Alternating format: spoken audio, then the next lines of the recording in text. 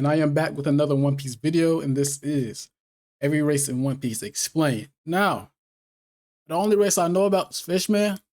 You know, and that's the only race I know about. And human, I guess.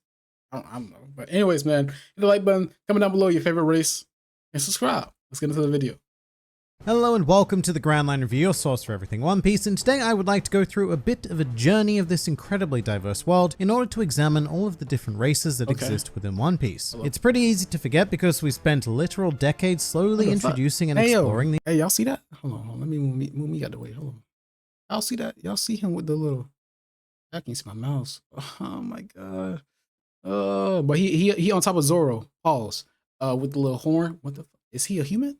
These various tribes, but there are some pretty crazy and amazing brands of life in One Piece, although for this video I will be focusing exclusively on humanoid life. Doing all of the different types of creatures would be an even more massive undertaking, which I'm sure we'll get to one day, but before we get into that, it's time to play a quick round of Fishman or Merfolk. A very simple minigame, the rules of which are as follows. I'm going to present you with a modified straw hat, and it's going to be your job to guess whether they are a Fishman or a Merfolk. The way to tell being whether they have legs or whether they have a tail. Legs for Fishman, tail for Merfolk. And if you guess incorrectly, then your glorious punishment will be to subscribe to the Grand Line Review. And if you do guess correctly, then I suppose you can have a job at an aquarium. So here is our aquatic Frankie. But I ask you this, is Frankie a Fishman or a Merfolk? Make your decision now and we will reveal the answer in 3, 2, 1, bam. As it turns out, Frankie is a merman. If you guess Fishman, then hit that super Frankie button and please do say hi in the comments below if you are new to humans. These are by far the most common personoid existence on the planet, coming equipped with all of the boring human things that you and I are familiar with in real life. However, to call humans strictly stock standard is actually a bit of a mistake on my part because they can vary quite greatly in size and appearance. For example, Charlotte Linlin, despite being almost 10 meters tall, is entirely human. Her parents were both more standard sized humans. Oh, no. Someone told me that there's giants as well. So I know fishmen and giants. Someone in the comments told me giants. So how the hell? She not a giant? It's just massive for reasons. But we don't have to go quite that far either, because sometimes humans can just be absurdly tall like all of the admirals, or some humans that just present unexplained yet highly distinguishable features like Hannibal, who has these ever intriguing eyebrow horn things. Or humans like Masura, who just plain resembles an ape, or even characters like Mary, who has lamb horns, which are not ornamental by the way. They've grown with him since childhood, as we saw in Chapter 0. Basically though, humans in One Piece have access to a far larger pool of genetic variants, some of which could potentially be explained by interspecies breeding with some of the other. But then that's not a human though. Like that's hybrids and stuff. They're not humans. Races of the world, some of, but not all. So I guess just bear in mind that the classification of a human in this series is far further reaching than it might be in other works. Now, just like in the real world, humans come in a variety of different tribes and societies, some of which could be quite highly advanced, such as the manufacturing powerhouse of Water 7, and others can be a bit more archaic like the Kuja tribe of Amazon Lily. The greatest tribal differences between humans, though, comes in the form of the world nobles, a group that I am highly tempted to classify as their own race, which I suppose they would actually prefer because the majority of the world nobles do believe that they are quite literal. Wait, world nobles. Hey, they look like the from the Doflamingo video I made. Those look like those people. Gods. In reality, they are an offshoot of humanity, descendants of the 20 kingdoms who isolated themselves on the Holy Land of Marijois, and after almost 1,000 years of inbreeding have become, how shall we say, quite visually distinct. And at this point, while they do have a common ancestry, I would say that the world nobles have pushed the undesirable bounds of evolution to the point where—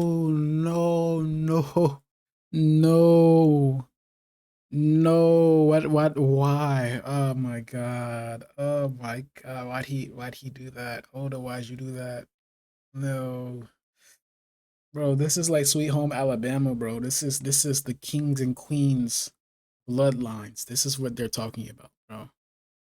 Sister and brother is crazy. But they have pretty much become their own race. But next up, we are going to take a dive 10,000 meters below the surface to the realm of the Merfolk. And here we have fairly standard Mermaidian depictions of life, as all Merfolk possess the upper bodies of a human and the lower bodies of a type of fish thing. Essentially being fish tails, that is. However, they come with quite a variety of lower body options, such as the Minister of the Right, who features the lower body of a seahorse, or Hyozo, who has the lower body of a blue-ringed octopus. And very notably, female Merfolk. What y'all doing?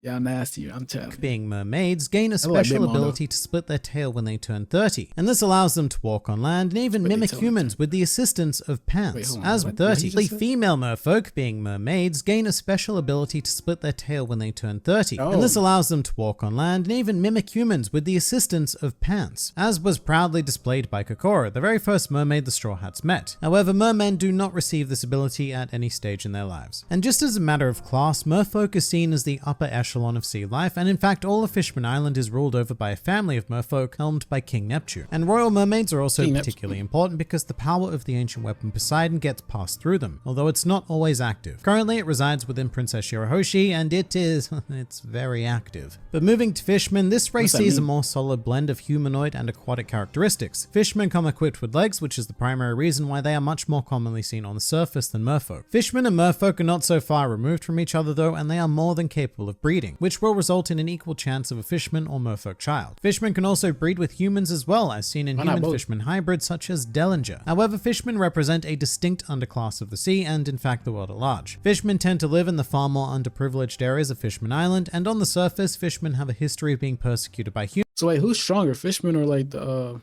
mermaid? Humans and even being used as slaves. Although this was mostly a practice used by the world nobles rather than humanity at large, and I think they also enslaved just about every race, so fishermen are nothing particularly special here. However, they do have a tendency of being looked down upon more than, say, merfolk or anyone else that we're about to explore. And as a result, humans and fishermen have a strained relationship at best. Heading back to the surface now, and we have the largest humanoid creatures in One Piece represented by the giants. And a lot of these guys are every bit as you would imagine a classic giant to be. They are large, loud, and proud. However, the only organized society of giants that we are currently aware of would be those that reside on the island of Elbaf. And these giants are modeled quite heavily on Scandinavian Viking culture. And they are without a doubt the most powerful race on the planet, and should an army of giants ever resurface, then there would be little that humanity or any other race could— So wait, where are they located? Where are the giants? He's saying if they arise or something? Like, what does that mean? Do to stop them. In fact, even a small cohort of giant pirates led by Dory and Broggy were enough to thoroughly terrorize the seas back in their day. It is necessary to state though that not all giants are— Yo, what if they made Luffy a giant? That'd be crazy. Like instead of making him like a human, what if he was a giant that got the gum fruit? Like, he's stretching everywhere. Necessarily from Elbaf, and in the series we have been exposed to characters like Jaguar D. Sol, Morley, and Samurai Wolf, who very much present themselves as the exact opposite of an Elbafian giant. Not to mention giants like the Eddie Cool brothers, who are very biologically distinct from their Elbafian cousins. And of course, it is more than worth mentioning that we have ancient giants who are by far the largest and most demonic looking of all of the things in One Piece, and quite famously both Oars and Oars Jr. were members of this class of giant. And then in terms of interspecies breeding, we have only seen one example of a giant fishman hybrid, which is known as a Wotan. And currently the only canon Wotan we know of is Big Pan, who was a member of a giant fishman from interbreeding. So who was it? Was the male a giant? Because I don't think that's gonna go right. You know what I'm saying? I had a female. The Foxy Pirates, and he participated in the Davy Back fight, although there was another who appeared in the 3D2i special named Sebastian, but despite his fun bow tie, he is not canon. Going even higher now, it's time to explore the Sky People, and these guys are actually very exciting because they did not originate from this planet. That's right, each and every Sky citizen we see in the series is technically an alien who came to the One Piece planet from the moon. From the moon? Osuski? Or one of the moons. There's quite a few. One of the moons. And amongst them were three different subsets, the first of which would be the Burkans. And in fact, there's even an ancient city on the moon named Burka. But for example, all of the primary antagonists in the Skypiea arc are Burkans. Did they do a like a arc on the moon yet? I mean, how would they get there? I don't know. Even NL, even though he doesn't have wings, which is interesting. He's one of them? But despite NL having destroyed the settled Sky Island of Burka, other members of this tribe do still exist, such as Mad Monk Rouge and even Haradas, the primary caretaker of the Sky Island weather area. And interestingly, he also has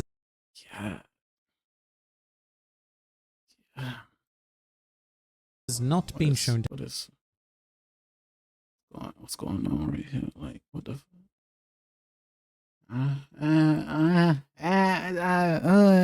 have wings as of yet, just like NL. Now, the second of these three tribes would be the Skypians, who came to the planet and settled on Angel Island, which would later be expanded into Skypiea, which occurred after half of a Blue Sea Island was blown up there via the knock-up stream. The Skypians are probably best known for their technical prowess though, as they are the ones responsible for developing dial technology and all sorts of stuff simply designed to make daily life easier. And finally, we have the Shandians, who after their journey from the moon did not elect to land on a sky island, and instead they went all the way down to the Blue Sea, settling on an island that would become known as Jaya. The Shandians were and still are a proud warrior tribe who might seem a bit primitive by modern standards, but at one stage they were actually considered to be one of the most powerful societies in the entire world. And this may be because the Shandians do have a connection to the elusive ancient kingdom, and they were just the same, bro. They ain't become modern. Were even given a poneglyph to take care of. This was all prior to the Void Century though, and eventually the 20 kingdoms would come together to crush the Shandians during this time. And rather ironically, roughly 400 years prior to the current timeline, the Shandians were all blasted up into the sky via the knock-up stream, plonking them right next to their Skypian cousins, at which point a great war would break out with the Skypians, who immediately tried to claim this new skybound land. And that y'all the same. Oh, man. Whatever, bro. It's what it is. War has only recently come to a conclusion, actually. After the defeat of Enel, the Skypians and the Shandians have now found peace and are working together for the first time since their ancestors did on the moon. Alright, next up we have the comparatively small race being the Mink Tribe, small in terms of numbers, less so size. And Minks are extraordinarily rare to see in the One Piece world because they mostly live on an isolated phantom island, making it nigh on impossible to find them, and in addition to that, they very rarely venture into the outside world. Similar to fishmen, I suppose, Minks are humanoids with animalistic traits, quite specifically mammalian. In fact, I don't think we've seen a mink thus far who was not covered in fur and classified as a mammal. These guys can be pretty scary though, because they have at least two species exclusive techniques, one of which is electro, allowing them to perform electric shock based attacks. Okay, so they got a devil fruit that can turn you into, you know, an animal, but these are literally them without the devil fruit. So are they as powerful as the devil fruit users? Generated from their bodies, and the other no, those aren't zones. Those are the ones that I don't care about. Whatever, bro. You know what I'm talking about. Is the much more terrifying Sulong form. In a very werewolf kind of manner, when a mink gazes at a full moon for too long, they will transform into shockingly powerful creatures, which are considered to be the true form of the Mink Tribe. Although they do get strong. Are they stronger than the devil fruit users that turn into animals? This incarnation is very difficult to control and can lead many inexperienced minks to cause themselves severe exhaustion or even death. The Mink Tribe also have a close relationship with one particular society of humans, being the residents of Wano, or more specifically the Kozuki clan. At this stage, it's not quite clear how this originally came about, but all of the minks seem to have a profound sense of loyalty to the Kozuki clan. And then we move to dwarves, who I would describe as more fairy-style creatures. These are what's going on with him? What's going on with him? What? Smallest brands of humanoids on the planet. Yo, her head. Why is her head so big? And then oh my god. However, despite that, they are far stronger and faster than your average human. So much stronger and faster, actually. In fact, a single dwarf is capable of destroying an entire man-made building, and fast enough for them to vanish in the blink of an eye. As such, dwarves are highly valued as slaves and have a rather unfortunate history as such, particularly the Tontara tribe, whose home is on Greenbit. Because roughly 900 years ago, the Don Quixote king of Dressrosa, he made every single race except humans strong. How is a dwarf strong? That don't make no sense. enslaved their tribe, and in more modern times, his descendant, Don Quixote Doflamingo, did exactly the same. And so far, the only dwarves we've seen in One Piece are members of the Tontara tribe, although there is a half-human, half-dwarf member of the Big Mom Pirates named Charlotte Normand. Now, getting a bit weirder, we have a couple of distinctive races that spawn seemingly from humans, and basically they take one bodily feature and just elongate it, resulting in the long arm, long leg, and snake neck tribes respectively. With the long arm tribe, they're pretty cool because their arms actually feature an extra joint in them, although the long leg and snake neck tribes just have much longer body parts than usual. Oh, and notably, there are very hostile relations between the long arm and long leg tribes specifically, a conflict that has apparently spanned well over 1,000 years at this point, although we have yet to really delve into either of them. In addition to all of this though, the One Piece world has some rather mysterious and currently unidentified races, the most prominent of which would be the Three-Eyed tribe, the only member we currently know of being Charlotte Pudding. They are allegedly quite special though and have the power to achieve an awakening with their third eye, eye, thus allowing them to hear the voice of all things, or maybe see the voice of all things, because it's a bit weird to hear with your eyes, but none of this has been confirmed, so sense. You do you. So they got observation hockey, pretty much? Like, is that what it is? In more recent times, we were also exposed to King the Wildfire, who is a member of a currently unknown race, but he does appear to be the bird equivalent of a fishman or a mink, having a standard pair of giant black wings, and for some reason he's also capable of generating a fire on his back at all times. I don't know why. And another funky mystery race that has been spotted is a Kinokobito, which seem to be humanoids with this mushroom sort of body and count 'em, 4 legs. And they do definitely exist, because the one we've seen was captured in Montour's books, although we still have yet to see or hear anything about them beyond this passing reference. So, races, and we could probably go on for quite a while exploring unique individuals in the series. For example, Chopper might technically constitute his own race at this point, or we could even dive into artificial intelligence such as the Pacifista or Automata, but for now this is a solid rundown of every known race present in the One Piece world. But what do you guys... Alright, man, I guess that's all the races. Hey, which one your favorite race? I ain't gonna lie. Probably just the Giants for me. Running later. You know what I'm saying? It is what it is. Bro, I want to see a giant that took a devil fruit, bro. Like, I need, because like they'll be so strong, bro. Can other races even take devil fruits? I mean, wait, they can, right? It's like, I don't know. Y'all let me know, man. Hit the like button, comment down below your favorite race, and subscribe, man. We go.